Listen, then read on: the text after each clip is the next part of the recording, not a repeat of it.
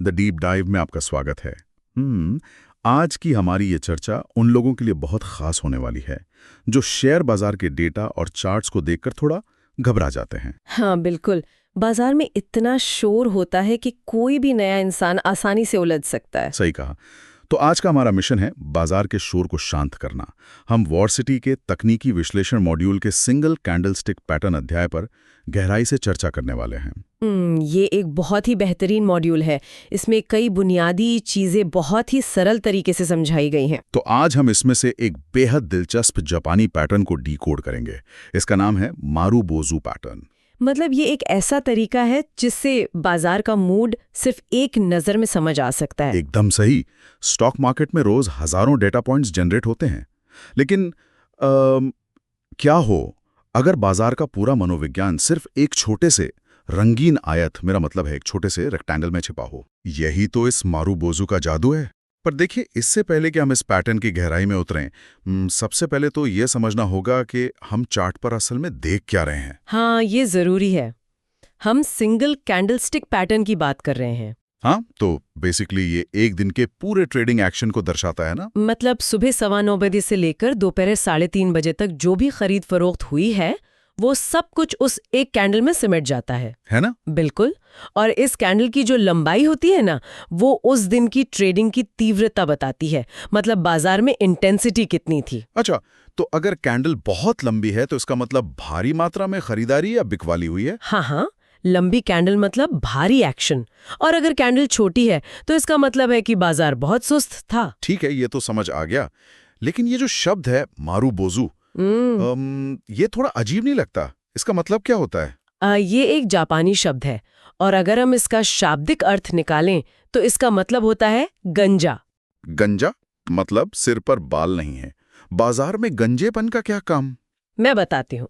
देखिए, एक सामान्य कैंडलस्टिक में बीच में एक रियल बॉडी होती है और ऊपर नीचे एक पतली रेखा होती है।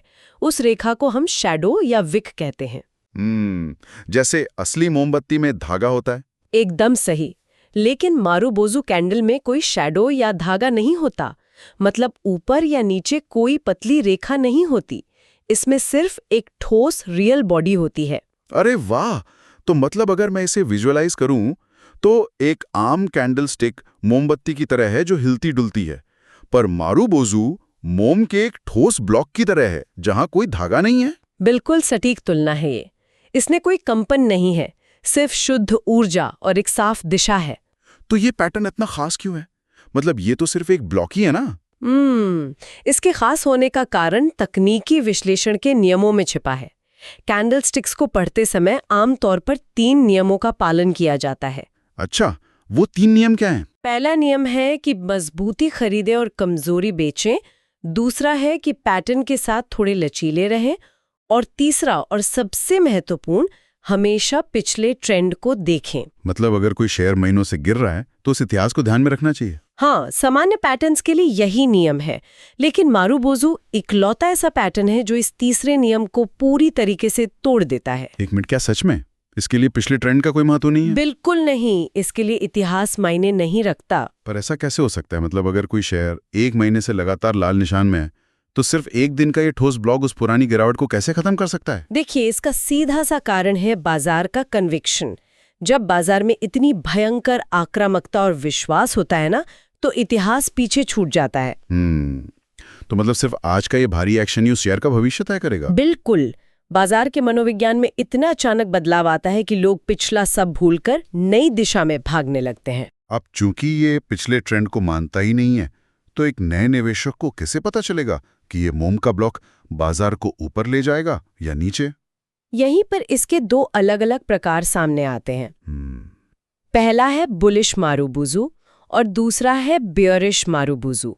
बुलिश मतलब तेजी वाला, जो शायद नीले या हरे रंग का होता है। हाँ, एकदम सही।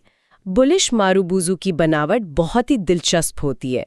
इसमें ओपनिंग प्राइस और दिन का सबसे निचला स्तर यानी लो एक ही होता है। अच्छा, मतलब जिस कीमत पर शेयर खुला वो उससे 1 पैसे भी नीचे नहीं गए। हाँ, ओपन और लो बराबर होते हैं। और इसी तरह जो क्लोजिंग प्राइस होता है वो दिन के सबसे ऊपरी स्तर यानी हाई के बराबर होता है। अरे वाह, इसका मतलब है कि बाजार खुलते ही लोगों ने इतनी जबरदस्त खरीदारी शुरू कर दी कि शेयर सिर्फ ऊपर ही भागता रहा। बिल्कुल, बाजार में इतनी ज्यादा खरीदारी की दिलचस्पी थी कि लोगों ने हर संभव कीमत पर शेयर खरीदा और शेयर अपने एकदम उच्चतम स्तर पर जाकर बंद हुआ। तो क्या स्रोत सामग्री में इसका कोई असल जिंदगी का उदाहरण दिया गया है? हाँ, एसीसी लिमिटेड का चार्ट इसका बहुत अच्छा उदाहरण है। उस दिन एसीसी के चार्ट पर एक विशाल बुलिश मारूबुजू बना था। लेकिन एक सेकंड, क्या वास्तविक बाजार में ओपन और लो या हाई और क्लोज एकदम सटीक बराबर होते हैं? यहीं पर हमारा दूसरा नियम काम आता है, लचीलापन। एसीसी वाले उदाहरण में हाई और क्लोज के बीच सिर्फ 0.17% का अंतर था। अच्छा, तो इतना छोटा अंतर मान्य है? हाँ बिल्कुल, बाजार में थोड़ी बहुत ऊंच नीच तो चलती है। मुख्य बात यह है कि उस दिन भारी खरीदारी की भावना स्पष्ट रूप से दिख रही थी। ये तो हो गया बुलिश। अब बेरिश मारूबोजू के बारे में क्या? ये लाल रंग का होता होगा? हाँ, ये अत्यधिक मंदी और दहशत को दर्शाता है। इसमें ओपन और हाई एक बराबर होते हैं और क्लोज और लो एक होते हैं। मतलब बाजार खुलते ही शेयर धड़ाम से गिरना शुरू हुआ और दिन भर सिर्फ बिकता ही रहा, कोई खरीदार नहीं था। बिल्कुल, इसमें भारी बिकवाली होती है। स्रोत सामग्री में बीपीसीएल लिमिटेड का चार्ट दिया गया है, जहां एक बहुत ही स्पष्ट बियरिश मारूबोजू बना था। तो ये तो साफ हो गया कि नीला ब्लॉक तेजी है और लाल ब्लॉक मंदी है। लेकिन अब सवाल ये आता है कि इस जानकारी का इस्तेमाल करके असल में ट्रेड कब लिया जाए? ये बहुत ही महत्वपूर्ण सवाल है। बाजार में एक्शन लेने का समय पूरी तरह से इस बात पर निर्भर करता है कि कोई व्यक्ति कितना रिस्क ले सकता है। मतलब रिस्क लेने वाले और सुरक्षित खेलने वाले लोग अलग अलग तरीके अपनाते हैं। हाँ, स्रोत सामग्री में बताया गया है कि भारतीय बाजार दोपहर 3:30 बजे बंद होते हैं।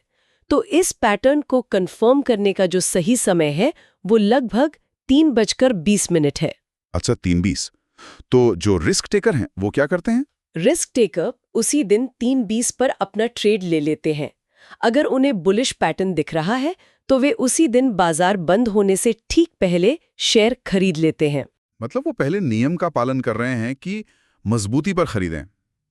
लेकिन क्या ये थोड़ा जल्दबाजी नहीं है? जल्दबाजी तो है, लेकिन रिस्क टेकर यही करते हैं। वहीं दूसरी तरफ जो रिस्क अवर्स लोग हैं, मतलब जो सुरक्षित खेलना चाहते हैं, वे अगले दिन का इंतजार करते हैं। अगले दिन का इंतजार मतलब वो देखना चाहते हैं कि क्या ट्रेंड सच में बदल गया है। बिल्कुल, वो तभी शेयर खरीदते हैं जब अगले दिन की कैंडल भी बुलिश हो, मतलब नीले या हरे रंग की हो। अगर मैं इसे एक आम जिंदगी के उदाहरण से समझूं, तो रिस्क लेने वाला वो इंसान है जो स्टेशन से निकलती हुई तेज ट्रेन में भागकर कूदने की कोशिश करता है। वो उसी दिन 3:20 पर चलती ट्रेन पकड़ लेता है। बहुत ही बढ़िया उदाहरण है। और सुरक्षित खेलने वाला इंसान क्या करता है? वो अगले स्टेशन पर ट्रेन के रुकने का इंतजार करता है। उसे पता है कि अगले स्टेशन से बैठने पर शायद टिकट थोड़ी महंगी मिलेगी, लेकिन वो आराम से सुरक्षित तरीके से ट्रेन में चढ़ेगा। एकदम सटीक।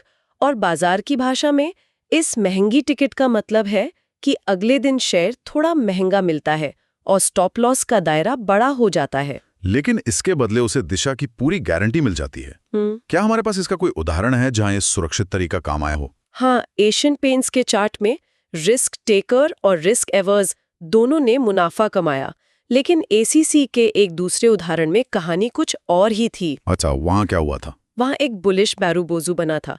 रिस्क टेकर ने उसी दिन शेयर खरीद लिया होगा, लेकिन अगले ही दिन एक लाल कैंडल बन गई और शेयर नीचे आ गया। ओह, मतलब चलती ट्रेन ने अचानक ब्रेक मार दिया और रिस्क टेकर को नुकसान हो गया। हाँ, लेकिन सुरक्षित खेलने वाला इंसान बच गया। उसने अगले दिन लाल कैंडल देखी और शेयर खरीदा ही नहीं, वो नुकसान से पूरी तरह बच गया। तो इसका मतलब है कि बाजार में कोई एक सही तरीका नहीं है। ये पूरी तरह से इंसान के खुद के रिस्क उठाने की क्षमता पर निर्भर करता है। बिल्कुल सही कहा आपने। लेकिन देखिए, चाहे आप चलती ट्रेन पकड़ें या अगले स्टेशन का इंतजार करें, ट्रेन कभी भी पटरी से उतर सकती है। अगर बाजार हमें धोखा दे दे तो उस नुकसान से कैसे बचें? यहीं पर कैंडलस्टिक पैटर्न्स की एक बहुत बड़ी खूबी सामने आती है। इनमें रिस्क मैनेजमेंट पहले से ही इनबिल्ट होता है। इनबिल्ट होता है मतलब पैटर्न के अंदर ही बचाव का तरीका छिपाए। हाँ, किसी भी समझदार ट्रेडर को नुकसान अनिश्चित काल तक नहीं चलने देना चाहिए। इसीलिए हम स्टॉप लॉस का इस्तेमाल करते हैं। तो बुलिश मारुबुजू में ये स्टॉप लॉस कहाँ सेट किया जाता है? बुलिश मारुबुजू में कैंडल का जो सबसे निचला स्तर होता है ना, यानी लो, वही आपका स्टॉप लॉस होता है। मतलब अगर शेयर की कीमत उस निचले स्तर से भी नीचे चली जाए तो तुरंत बाहर निकल जाओ। एकदम सही, तुरंत नुकसान बुक करके बाहर निकल जाना चाहिए। और बियरिश मारुबुजू में कैंडल का सबसे ऊपरी स्तर यानी हाई स्टॉप लॉस होता है। ये तो बहुत ही सीधा और स्पष्ट नियम है। लेकिन स्रोत सामग्री में एक और चीज का जिक्र है, ट्रेड ट्रैप या जाल। ये क्या भला है? हर मारुबुजू ट्रेड करने लायक नहीं होता। इसमें कैंडल की लंबाई बहुत मायने रखती है। अच्छा, तो किस तरह की कैंडल से बचना चाहिए? अगर कैंडल 1% से कम रेंज की है, मतलब बहुत छोटी कैंडल है, तो गतिविधि बहुत सुस्त है, दिशा साफ नहीं है, इसलिए वहां ट्रेड नहीं करना चाहिए। वो तो समझ आता है कि सुस्त बाजार में पैसा नहीं लगाना चाहिए, लेकिन उसमें यह भी लिखा है कि अगर कैंडल 10% से ज्यादा बड़ी है तो वो भी एक जाल है। ये मुझे थोड़ा अजीब लगा। अजीब क्यों लगा? मतलब अगर एक कैंडल 15% की बन रही है तो वो तो भारी मुनाफे का एकदम पक्का संकेत होना चाहिए ना। इतनी बड़ी छलांग को जाल क्यों कहा जा रहा है? ये एक बहुत ही स्वाभाविक सवाल है, लेकिन इसे थोड़ा रिस्क के नजरिए से देखिए। कैंडल जितनी बड़ी होगी, आपका स्टॉप लॉस उतना ही गहरा या दूर होगा। अच्छा, तो मतलब अगर मैंने ऊंचे दाम पर खरीदा और शेयर गिर गया तो नुकसान बहुत बड़ा होगा। बिल्कुल। अगर ट्रेड गलत दिशा में चला गया तो आपको जो आर्थिक जुर्माना भुगतना पड़ेगा वो बहुत दर्दनाक होगा। अरे बाप रे, मतलब वो भारी मुनाफे का लालच दरअसल एक फंदा हो सकता है। हाँ, इसलिए असामान्य लंबाई वाले कैंडल स्टिक से दूर रहना ही समझदारी है। तो आज की इस पूरी चर्चा को अगर हम समेटें तो मारुबुजू एक बिना शैडो वाली गंजी कैंडल है जो बाजार की चरम भावना को दिखाती है। बिल्कुल, और ये पिछले ट्रेंड के नियम को तोड़ती है, लेकिन इसके लिए एक सख्त अनुशासन और स्टॉप लॉस की जरूरत हमेशा होती है। किसी भी नए सीखने वाले के लिए तो ये सच में एक जादुई शॉर्टकट है। भारी भरकम डेटा और जार्गन में उलझे बिना सिर्फ चार्ट पर एक ठोस आयत देखकर बाजार का मूड समझा जा सकता है। हाँ, ये नए निवेशकों को बाजार के शोर से बचाकर सिर्फ काम की बात पर फोकस करने में मदद करता है। पर देखिए, आज की चर्चा खत्म करने से पहले मैं एक चीज सोच रहा था। एक बहुत ही दिलचस्प बात दिमाग में आई। वो क्या है? आज हमने देखा कि मारुबुजू पैटर्न हमें एक पूरे दिन के इंसानी मनोविज्ञान, उनके डर और लालच का निचोड़ दिखाता है ना? हाँ, बिल्कुल। लेकिन आज की दुनिया में जहां एल्गोरिदम और मशीनें एक सेकंड के 1000वें हिस्से में लाखों ट्रेड कर रही हैं, क्या भविष्य में एक पूरे दिन की कैंडल अपनी अहमियत खो देगी? ये तो सोचने वाली बात है। या फिर मशीनों के इस दौर में भी इंसानी डर और लालच का ये मोमबत्ती नुमा चित्र हमेशा बाजार का सच बताता रहेगा? क्या इंसान की भावनाएं हमेशा एल्गोरिदम्स पर भारी पड़ेंगी? इस सवाल के साथ आज की इस गहन चर्चा को हम यहीं समाप्त करते हैं। बिल्कुल, श्रोताओं को इस पर जरूर विचार करना चाहिए। आप सभी का जुड़ने के लिए धन्यवाद। मिलते हैं अगली चर्चा में।